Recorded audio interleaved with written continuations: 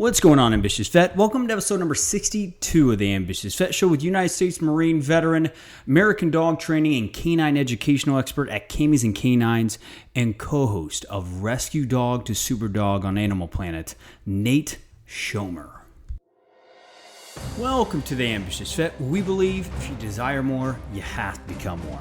My name is Chris Hoffman, Marine combat veteran turned passion-driven entrepreneur. On this show, I dive into the trenches with today's top military veteran thought leaders and influencers who know what it takes to not only pay the bills after the military, but really make an impact. You're going to hear their stories, failures, and golden grenades to empower you to execute on what matters most in your life right now.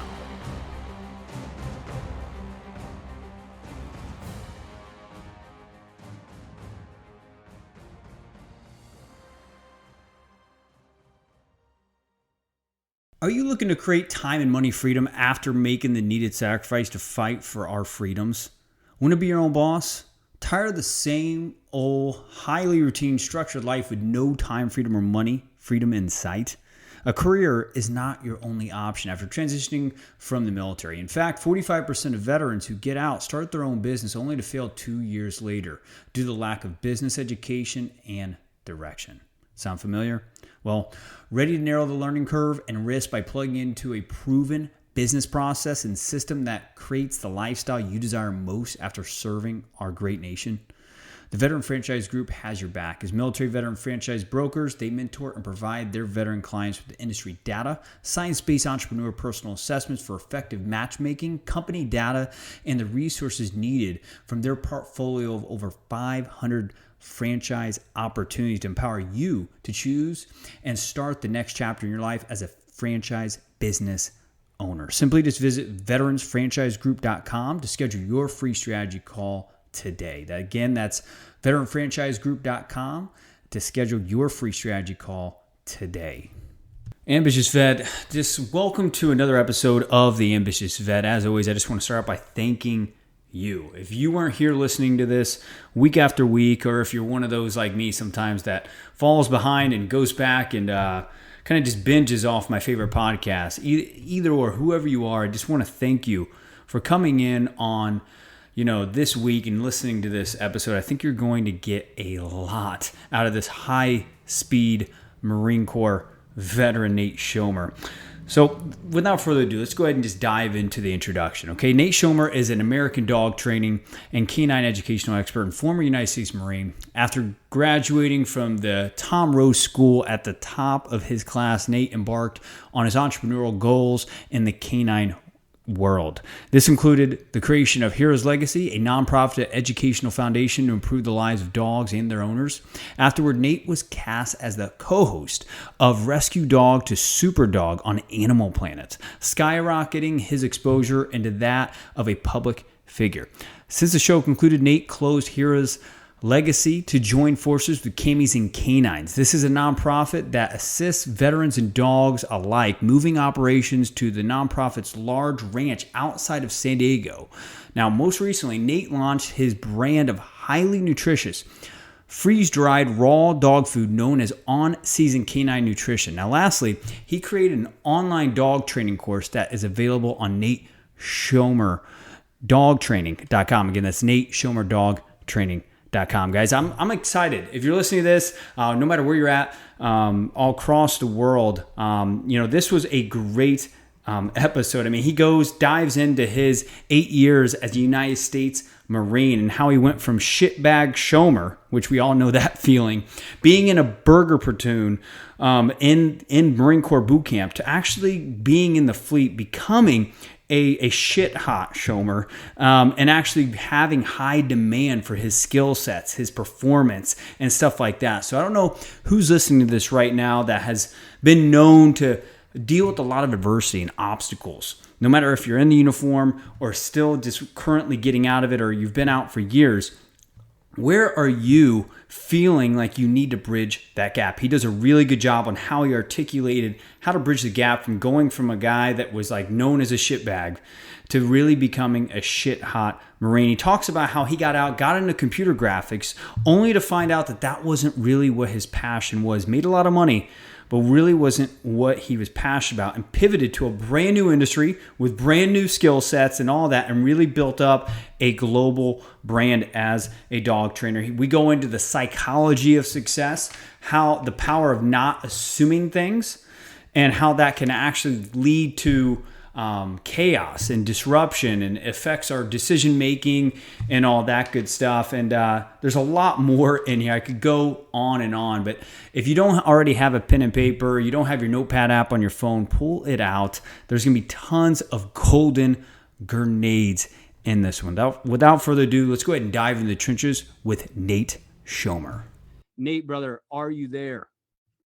I am. Thank you so much for having me on your show, brother. I appreciate it. Oh man, from one Marine to the other, man, Semper Fidelis. We're honored to have you. Yeah, and that introduction was pretty nice too. I appreciate taking the time. Yeah, of course, brother. So go ahead and fill the gaps of that introduction, man. Let us know a little about something personal that we don't know about Nate yet, man. Okay, sounds good. Yeah, well, I mean, it all started when I joined the Marine Corps. So growing up, I was the type of kid who was constantly getting into trouble, ditching school, sneaking out of school, doing things I shouldn't have been doing, and I really didn't have a path. And I knew that I wanted to be in the military. So I figured I wanted to join the best one, and I went straight to the Marine Corps. Yeah. Signed up, and I signed up summer of 2001. So right before the events of 9/11. And it was pretty funny when that happened. Not funny that that happened, but what my recruiter did. So I came in, and my recruiter says, "Hey, man, with everything going on right now, we need to get more troops on the ground." So they're offering a program where you can go right now, finish your high school education in the Marine Corps, and we'll get you in the front of the lines as quickly as possible. And I'm sitting there and I'm thinking, wow, I don't know if I can do this. I said, do I have some time where I could think about this? And he says, I need to know right now. And I said, okay, let's do it. And so he said, excellent. So he starts getting all this paperwork and stuff together. He puts it in front of me and he says, I need you to sign right here. And I said, well, okay, I need to see what I'm signing. He goes, no, we don't have time for that. Just sign the paperwork. And then when I lifted it up in big bold print, it said, I am a complete jackass. He was playing a yeah. He actually did it to another guy, and the other guy quit his job and had to go back and say, oh, my recruiter was just joking. Oh my gosh. Wow, man. I mean, that's a lot of pressure for being, that young and just like being ambitious, wanting to go in the Corps, but not finishing your education. I mean, that kind of had to be a little bit like, whoa, what do I do? Right. Yeah, I mean, he kind of put me on the spot, but it was a prank. So, I finished the rest of the school year. I graduated. 2 days after that, I was in boot camp. And when I first got to boot camp, I was really excited because it looked just like Full Metal Jacket. This is awesome. It looks just like the movies. And then, unfortunately, though, I was in Booger Platoon. So I was in the worst. We were losing everything. I mean, you know what the Booger Platoon is. For those out there that are not in the Marine Corps, Booger Platoon it's just the worst platoon in the company, the one that is losing at everything. And I remember I became really demotivated, and I turned into, they started to call me Shitbag Schoemer. Oh, man. And I got to the fleet, and when I got to the fleet, I quickly earned the reputation. Shitbag Schoemer continued with me, and I got my ass kicked pretty much every single day. My senior Marines, I mean, we were getting ready to go out into combat, and here I am still being Shitbag Schoemer. And so the amount of pressure that was put on me, I decided at some point, you know what? It's not good for me. It's not good for my unit. It's not good for my team, my squad, to be Shitbag Schoemer. I need to turn this around. And I've heard some of the other vets on your show here, when they get back from being overseas, they have that principle of comparison. They're able to look at what others have in third world countries, more specifically that they're struggling with, and to come back and realize we have it pretty good here. Yeah. We really don't have a reason to complain. We need to work, and we need to put forth something of value, not just to ourselves, but to our community. We know it's about it's not about me. And so when I got back after my first deployment, I said, that's it. I'm not being Shitbag Schoemer anymore. I refuse to be Shitbag Schoemer. So I started to do everything and anything that I could. I told myself, I'm never going to have somebody again tell me to do something, because I'm going to do it before I'm told. So I started to do that, and I quickly earned the nickname Shit Hot Schoemer. Oh, man, that's a switch, man. Come on now. That's sexy. Come on. All right. It was cool. It went from shit back Schomer to shit hot Schomer. And I remember it was a few of the Marines in my unit who were saying, man, I want Schomer as my gunner, because I was a machine gunner. I want Schomer as my gunner. I want Schomer as my gunner. And that really boosted up my personal confidence and made me want to try even harder. Yeah. And I ended up, I was a private first class for a long time. I ended up receiving Lance Corporal, and then I was meritoriously promoted to Corporal. Then I ended up being a squad leader. I did another combat deployment into Iraq. And again, having that principle of comparison really makes other day-to-day things seem much easier. I remember Corporal told me when I was a private, first time I was in Iraq, he says, everything after this is going to be easy if you can compare it to what you're going through right now and how difficult this is. And I always remember that. Anytime I'm doing something, I'm like, well, you know what? I'm not getting shot at. I'm not having to dig fighting holes every single day. Right. And so that for me is really what pushed me into where I am now. I mean, I came back and I wanted to continue my career in the Marine Corps. I wanted to be a drill instructor. I always wanted to be a drill instructor. I can see that, yeah. But it was really intimidating because I knew drill instructors worked their ass off. And I thought to myself, am I capable of doing this? Do I have the work ethic to be able to push myself every single day? Because those guys, they got to be self-motivated. Right. I mean, of course they're going to get yelled at, but they're not doing their job, right? But you're not going to join or try to be a drill instructor if you're still a shitbag. Yeah. And so I told myself, I said, hey, after doing 2 combat deployments, there's nothing I can't do. So then I signed up and I became a drill instructor. I ended up receiving drill instructor of the quarter, and then I received meritorious staff sergeant. I did 7 cycles, 3 senior cycles, and it was one of the most challenging, but also one of the most rewarding things I've ever done. Wow. And so when I was in the Marine Corps, I had the opportunity to be a combat veteran, to serve my country, and then to make new Marines. And, they say the 2 things we do as Marines is we make Marines and we win battles. I had the opportunity to do both. And then, I was ready to move on, and I wanted to pursue other things. So I wanted to get into computer graphics, post-production. Wow. It was something that I was interested in when I was in high school. So my last year, I was a combat swim instructor at the depot. And when you're a combat swim instructor, you get way more time off than you do as a drill instructor. I remember when I was going through the McQuist course, the instructor said, every time you're swimming, just think time off, time off, time off. Because when you complete it, you'll have more time off than if you had a different, because when you're a drill instructor, you do time what they call in the trenches, kind of like, we're doing right now as a drill instructor, and then you have your quota. So you could be a McMap instructor, you could be a McQuist or something like that. And then McQuist, that's the one that everybody wants because they get the most amount of time off. So that last year, once I finished up with my day, I would go home and I would work on the computer, and I self-taught to learn how to be a computer graphic artist. Wow. Yeah. Once I got out of the Marine Corps, I had a demo reel that I put together. One of my buddies who is in the industry helped me to do that. And we started submitting it at different places. And less than a month after getting out of the Marine Corps, I had a job where I was making $400 a day doing computer graphics, which was pretty good. And I was pretty excited about it. But we live out here in beautiful Southern California. And for me, after being a drill instructor and after being infantry, the transition to sitting at a desk all day, every day was much more difficult than I thought. It wasn't hard as far as the actual job. It was what I was missing out on.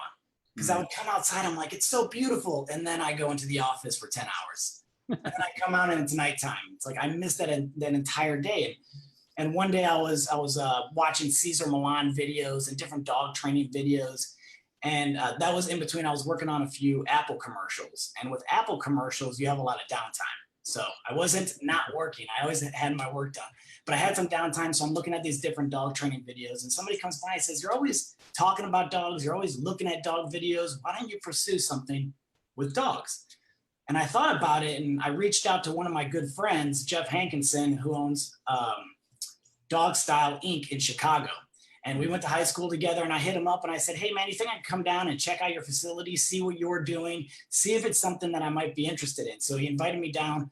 I went there. I spent about 3 weeks at his training facility. We filmed a bunch of videos, and I remember I was helping another one of my friends with their dog, and I was putting a collar on the dog, and the dog tried to bite my hand.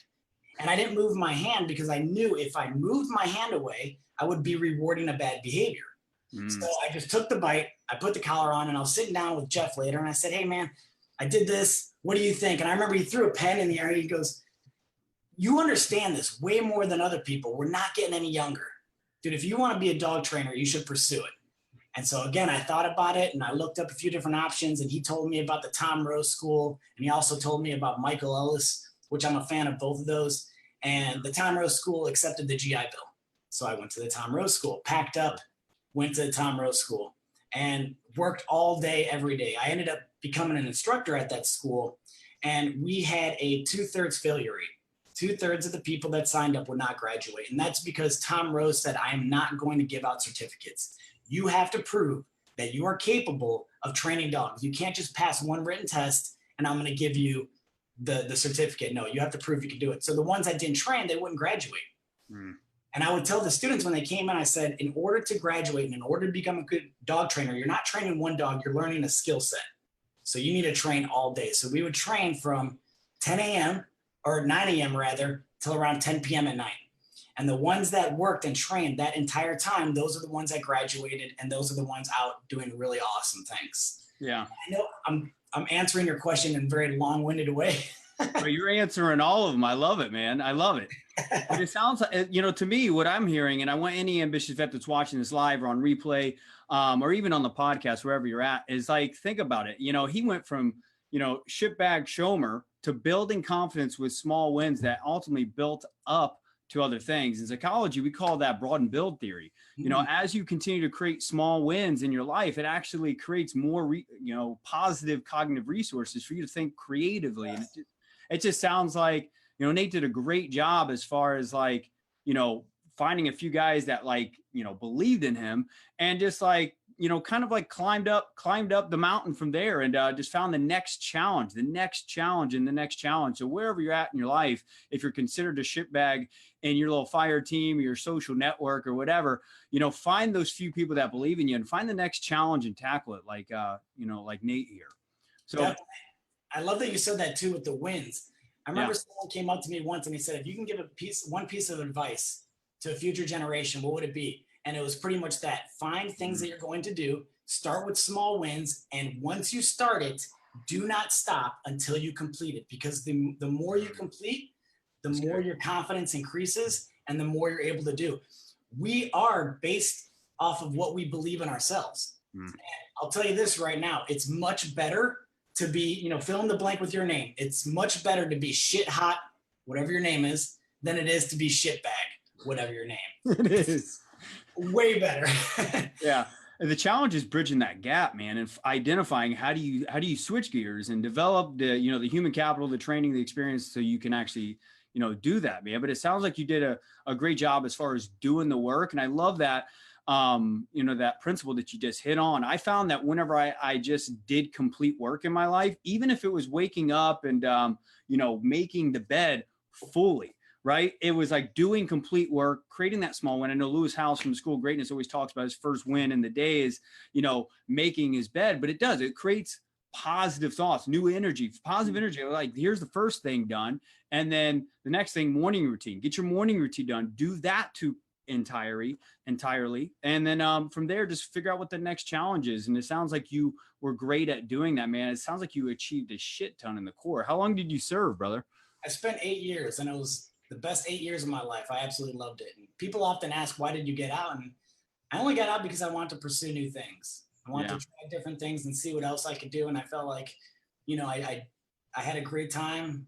I met a lot of brothers that I still talk to. I mean, we're getting ready to do the 15-year reunion for the Najaf Cemetery battle. We're going to be doing a hike for that, 1st Battalion, 4th Marines, which was considered the worst fighting scene since Vietnam. And that was right before Operation Phantom Fury. So Operation Phantom Fury, Fallujah, was so big that it overshadowed what took place in Najaf. But that battle in Najaf was no joke. I don't know if you were there. Were you there? Where at again? Najaf Cemetery? No, I wasn't. No. It was pretty intense. And we had some guys who spent 3 days in that cemetery, and when they came back out, I remember seeing them and how beat up they were after spending that time out there. And I only spent, I think, 12 hours in the cemetery. Wow. And that place was incredibly dangerous. So we're getting ready to do that reunion. And that whole story was from, the people that we meet in the Marine Corps, the brothers, and how we still keep in contact, and we still meet up, and we still train, and we still do all these different things. In fact, again, recently, one of my buddies who I was a drill instructor with is a company first sergeant now in the depot. And I've done 2 crucible hikes with him and his recruits. Yeah, that's awesome, man. I mean, you've done a lot with your life, man. Not only have you had, a TV show on the Animal Planet, you've really, went from the bottom to the top, as I think that Drake song goes. And it's just like, man, I mean, you constantly look for that next challenge. I know that we were talking about this hike that you were doing at the Entrenched, TV launch party. And I definitely want to be a part of that. Before I ask this next question, I mean, how can, an ambitious vet be a part of that, man? Because that sounds like heroic and glorious, man. So what it is, it's a fundraiser hike that we are doing annually. We did the first one last year for Cammies and Canines. And again, Cammies and Canines, we focus on helping homeless or transitioning veterans. We rescue dogs. We pair the 2 together, transforming 2 lives at once. Wow. And the hike last year, we did it from September 1st through September 11th. And we carried a 50-pound pack. So the 50 pounds represented that a veteran is 50% more likely to commit suicide than those that didn't serve. We hiked 22 miles every single day for the 22 veterans that commit suicide. And then we completed the hike on September 11th because that signifies the new generation of combat veterans from the events that took place that day. And so every single piece had a reason behind it, just like the military uniform. And this year we're doing it November 1st through November 11th instead of September. We ran into a couple issues on the last few days. It was more difficult for us to get the firefighters to help because they're doing a lot of stuff around that day as well. So November seemed like a better fit for this year, but we'll be hiking. We'll be posting it on our Facebook page, on our Instagram page. We're starting at Point Magoo, and we hike all the way down to our sanctuary in Del Zura, California, which is pretty much right next to the border. So it's down by San Diego, but it's a little bit more south. And when you're trying to get a lot of property in Southern California, if you're right next to the beach, we wouldn't have much space. Yeah, that's true, man. I acknowledge you for what you're doing, man, because, it's easy to just settle with the impact that you're doing as far as connecting disabled vets with, dogs and healing that process. But not only that, man, but you're constantly looking at how do we, create healing in other ways and, create a stepping stone for other brothers that are coming in the next wave and stuff like that. And I just acknowledge you for that, man. It's really, really awesome. Well, I appreciate it. Hey, you're doing some pretty awesome stuff yourself. Starting a podcast too is difficult. It is not, because I have one. I haven't filmed an episode in like 3 months because everything else is going on. And I'm like, man, this guy's got a lot going on. Yeah, man. I mean, this whole thing started with just, what is the problem out there, and just figuring out, kind of like you, man, just figuring out what the problem is and trying to find a way to solve it. And that's where everything starts. Ambitious Vet is just really finding what is that problem? What are people complaining about? And how can you bring communities together? And that's what Nate has done a really good job with Cammies and Canines with, is bring communities. I mean, there's meetups out here that he has dozens of people coming together and just talking, real talk, and just empowering one another. And it's really impressive stuff. So tell us a little bit more about, Cammies and Canines, what your mission is there, and like where you guys are taking it, Nate. Oh yeah, for sure. And, I did want to mention something that came up a little bit earlier, and then we changed up with different maybe pointers or advice for people. One thing that I learned a lot through this journey, and I'm constantly learning, is not to assume something. Starting the dog food, we mentioned that in the very beginning. For the longest time, I wanted to start a dog food company, but I simply assumed that I couldn't do it. I assumed that I wouldn't have the resources. I assumed that I wouldn't have the ability to get the warehouse to make the food. I just had all these assumptions of how I would fail if I was going to attempt it. And often assumptions is what push us back. We can't assume that we're going to fail, but we also don't want to assume that we're just going to succeed, but we want to be willing to try. I mean, we've all heard the saying, fail forward. Yeah. And I heard you mention this before on the podcast, the 4-Hour Work Week by Tim Ferriss. Yeah. with the assumption, I ended up getting the show Rescue Dog to Super Dog. And it was crazy how it happened because I was reached out twice by two different production companies. One for a show about fat dogs, which they ended up making, but they casted somebody else.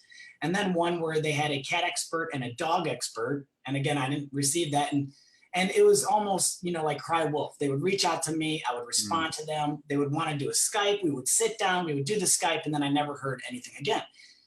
Then I received a message about the show Rescue Dog to Super Dog. And I said, okay, sure, I'll Skype. We sat down. I didn't expect anything from it. They called me up. They said, hey, we really like you. We want to do what's called a sizzle reel. And I said, okay, whatever that is. And so I met up with them. We filmed the sizzle reel. And that's basically just an introduction of what the show could be for them to pitch to the different networks. And afterwards, I remember the executive producer, she said, all right, great, brilliant job. If they pick it up, you'll hear from us. If not, you'll never hear from us again. And I said, okay, right, no problem. 2 weeks later, they called me and they said, congratulations, you have a show on Animal Planet. And I was instantly, blown away. I can't believe this is happening, right? Right. Then I assumed, this is again where assumptions can harm you. At the time, I was really trying to grow my social media so I could have more of an impact. And once I got the show, I stopped focusing on the social media because I just assumed that, I'm going to be on a show. I'm going to have thousands and thousands of followers right away. So that pushed me back, that assumption. And then we also assume, okay, now I'm going to be super rich because I'm going to be on a show. Everybody thinks people that are on TV shows are super rich. It's not the case with reality. Reality TV shows. And I was staying at, if you watch the show, we film at this beautiful house and I rented out a section of the house during the filming. And then I was running into a few issues with the property manager. I didn't like where he was going. He was trying to get a lot of money from me through the dog stuff. And I said, you know what? I'm out of here. And I didn't have anywhere to go at the time because I had 7 dogs. And it's hard to get a lease on a piece of property when you have 7 dogs. And I was fortunate enough that one of my buddies had a place in Lebec and he was flipping the house in a sense. And he goes, you can stay in the shed in the back. It was like the guest house, but it was basically a shed because it didn't have any insulation or anything. And I went out there and I set everything up. And that was actually where I started to develop the on-season canine nutrition. Because I'm like, well, I'm here. I have some downtime. I couldn't leave during the day because I wasn't going to leave the dogs. And so I started working on that. And I read the book, The 4-Hour Work Week by Tim Ferriss. And as I was reading it, I remember a certain section where he said, you'd be surprised at how easy it is to accomplish things that may seem difficult. And I started looking into it. And then, lo and behold, a year later, we're releasing our first batch of on-season canine nutrition. So one of the biggest things is that assumption. Don't just assume it's going to work, but don't also assume you're going to fail. And I kind of went a different direction there with the question. No, man, that's what we call a golden grenade alert here, man. No, I love it, man. I love your passion. I love your intensity, man. I love that you didn't conform to the, civilian world and just like narrow down that intensity, man, because it is infectious. So I love that whole assumption concept, man, because I think I think even on the flip side of that is expectation, man. Anytime you're just expecting things to happen, you're setting yourself up for, disempowerment, frustration and stuff like that. Anytime you're like that, I mean, you get stuck in life, business, career, or whatever, man. And I love how this is a trend throughout this whole conversation, but you've just found a way to maximize the fat in your day or your life or something like that. What is this other passion project? What do I got to do? And always adapting and overcoming like Marines are known for, brother. And it's absolutely amazing. I mean, what would you want an ambitious vet that is stuck, that is assuming right now in life? What would you tell him to give up that assuming? And what would be some practical tips you'd give him? Beautiful. What's really good to do and what's helped me quite a bit, and I'm sure it's helped you, is really coming up with a plan. If you think about a maze, take the most complicated maze. What's the best way to figure out the maze? You go backwards. So if you don't know where you're going to be in 5 years or 10 years, all roads will lead you there. You have to have a goal of where you want to be and then breaking that goal down. And I know it sounds very basic, but sometimes the most basic things is what wins the match. I mean, look at, Ronda Rousey armbarring everyone when she was in her prime. Basic armbar, right? But it's the basics that really help us. And with that being said, having a plan, I lost my train of thought. I had something else I was going to say. So no, man, that's good though.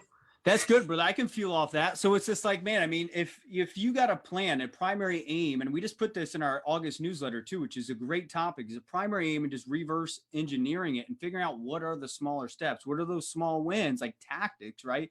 They always say strategy before tactics. Well, know your primary aim before you figure out the tactics. So, I mean, I would just ask you, how do you identify the tactics, man? Because people get stuck on that kind of stuff. That's great, exactly, and that was what I was gonna say. So you brought it right back to me. Beautiful.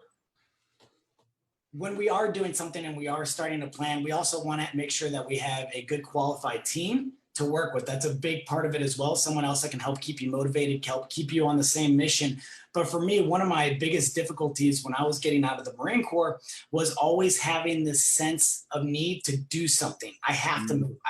I cannot stop. It's like around me, I'm constantly moving. If I sit down to watch TV during the day, I get anxiety. Anxiety. Like crazy. I'm like, I have to do something. When I was overseas, I had to do something. When I was a drill instructor, there's never a moment you're not doing something. And that followed me when I got out. And if I don't come up with a clear plan of what I need to do, then I find myself doing a lot of busy work where it's not really doing anything to help my progression. It's just busy work. So the plan will really help prevent that, especially for the guys out there who are like me, who are like you, where we can't sit still. We have to do something. So having a plan will also reduce that anxiety by a great bit, because I know a lot of veterans struggle with anxiety. And I know this from Cammies and Canines. A lot of the guys that come in, they have issues with anxiety. They don't even know why they're anxious. But they have it and they're struggling with it. That plan's a big part. What do you think has them not know where that anxiety comes from? You know, it happens with me often where I'll have anxiety and I try to pinpoint where it's coming from and I'm unable to pinpoint. I don't know what's causing the anxiety. And what helps me is just going back to my plan. What do I need to do? Get my mind focused on the mission and work towards it. And then, of course, if we're looking at other things, you know, it also, I know this isn't a nutrition or fitness podcast, you know, but what we put in our body is going to affect our mind. What we do. I mean, I tell everybody, if you have the time, and you can afford an extra $150 a month, go sign up at jiu-jitsu. It's probably one of the best things I've ever done. The jiu-jitsu is so good. It gives me that clear focus. It gives me a great workout. It builds camaraderie, you know, because it's that concept in the military, shared misery builds camaraderie. You know, training with the guys in jiu-jitsu kind of, for me, it gives me that brotherhood again and that military feeling. And I think a lot of guys, if they work on their diet, they have some sort of exercise routine and they plan what they're going to do, they have a clear plan and an end goal, then the anxiety does start to subside a little bit. Yeah, no, I love that, brother, because, you know, one thing I do on a weekly basis, I go to the UFC gym down in Mission Valley, San Diego, and I do boxing classes, man. I have never been a good roller. But I mean, boxing, I got some good educated hands. So I do that, man. Brother, it just puts me in a good fighting spirit, man, because I wake up with a lot of self-doubt, man. That's my biggest thing that stops me. I wake up scared, like pretty much just scared of the world, pretty much is the best way you describe it. And I do some Tony Robbins meditation. I go to the gym and I do some boxing classes. And before you know it, I'm like in this flow, the zone that I'm just like, okay, got it. I got this, man. So definitely can relate to getting into the ring, you know, with other guys and just bonding. And, you know, the E-Myth, I think the author of that book is Gerber. You're talking about, I read E-Myth Revised. I forget the name of the author though. Michael Gerber, I think. If you ambitious, if you're watching this live or on replay, put the name below. I mean, we don't always know everything, right? And it's just like the last chapter of that book, you know, he talks about the dojo effect in business and how, like, you know, it's just like something about being in a dojo where you're dealing with your fears head on. And I think that when you're putting yourself in jiu-jitsu, boxing, or in a combative, you know, environment, if you're a male, female, whatever your choice is, I feel like you're dealing with your fears head on. Wouldn't you agree? Oh, definitely. And it does make you more humble as well, which sometimes we need to do. Yeah. Going back to that too, I was talking to, at the gym that I train at, we have a UFC fighter who teaches there. And I was talking with him the other day and I said, how do you do it, man? How do you, when you're standing in that locker room and you're getting ready to walk out into that octagon and you have all those people yelling and cheering, I mean, the anxiety's got to be absolutely insane. And, you know, I've done competitions in jiu-jitsu at the bottom level. And the amount of anxiety that I had each match that I went into was through the roof. And I said, so how do you do it? And he says, dude, I've done jujitsu competitions too. And those gave me just as much anxiety and much self-doubt as the UFC fights that I did. Yeah. You just have to go into it because you have to realize the other person has just as much self-doubt and anxiety and nervousness as well. We all go through it, but it's facing that and pushing through, you know. And I remember somebody once said that they visualized who they wanted to be. You know, I mean, think about anybody. Think about Dwayne Johnson. Let's use him. Everybody loves Dwayne Johnson. Yeah. It's probably incredibly difficult to be him because of how much he works, how much time he puts into everything, what time he's getting up. He's always doing projects. That's not easy. But if you want to be someone like The Rock, you have to realize that you do have the strength to be able to do that. And he probably has self-doubts just like everybody else. But once you feel those self-doubts, another great book that I read, which I highly recommend, Feel the Fear and Do It Anyways. Everybody feels the fear. If you're afraid of doing a presentation, do it anyways. If you're afraid to get on a podcast, do it anyways. If you're afraid to compete, do it anyways. If you're afraid to start that business, do it anyways, because a year from now, you will wish you started today. Come on, man. Well, the next challenge is becoming a motivational speaker, man. I don't know if you already do that, man, but I'm getting all juiced up over here. That's good stuff, man. I mean, so like we have a tradition here, man. We're hitting to a close on the show, but I mean, what are 3 golden grenades that you would drop down? Simple golden grenades that an ambitious vet right now could take immediate action on creating more influence, wealth, or impact in their life. How much time do we have? I know I love talking, so this is a yeah, man. I mean, we're a couple minutes over. We'll go for a couple more though. Okay, well, real quick, people can look up, of course, Cammies and Canines. I know you want to talk a little bit more about that, but really to simplify it, veterans that are struggling, whether they're homeless. So even if you're homeless or if you're struggling with alcohol or drug abuse or anything like that and you want to fix yourself, we have a 6-month program. It's been proven successful, but it's also a very self-motivated program. These guys had to be ready to get in there and work. And then we also do the canine training as well, rescuing dogs. Of course, the on-season canine nutrition, and then I have the dog training videos. But going to what you said, I wrote down a couple things. One we already hit was the making a plan. That was a big one for me. Have a plan, not just a daily plan, but a year plan, a 5-year plan, a 10-year plan, and work towards that. Also, don't be afraid to stop something, though, if it's not working for you. Yeah. If you are doing something and you realize the passion that you thought was there is not there anymore, people get stuck in that as well. They go, I've been doing this for 6 years. I can't stop now, but they're sick of it. They don't want to do it anymore. Sometimes you have to be willing to do that as well, just like I did with the computer graphics. You know, I had a good career with that, but I said, this isn't fulfilling me. I have to do something more. Don't assume you're going to do something, or don't assume something's going to happen one way or another. That was another big one. And then for me, the right team. The right team is probably one of the most important things. I had a huge fall a few times from working with the wrong people. I worked with this one guy, and I found out down the road he was ripping people off. And that caused so many issues. So finding the right team. So finding the right team could shoot you up through the roof. Be cautious of the wrong team, though, because the wrong team can harm you. So finding the right team, incredibly important. And the way you can do that is often, you know, we want to go with our gut. A lot of times, if you have a gut feeling, people underestimate the power of the gut feeling.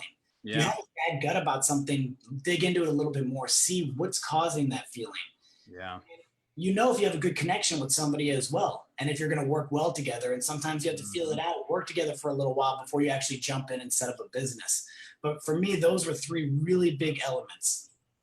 Yeah, that's awesome, bro. I mean, those are some great golden grenades. And Ambitious Vet, if you're watching this right now, what was the one golden grenade that Nate just landed right here that you're going to implement in your life, career, business tomorrow, right now, whenever you want to do it, right?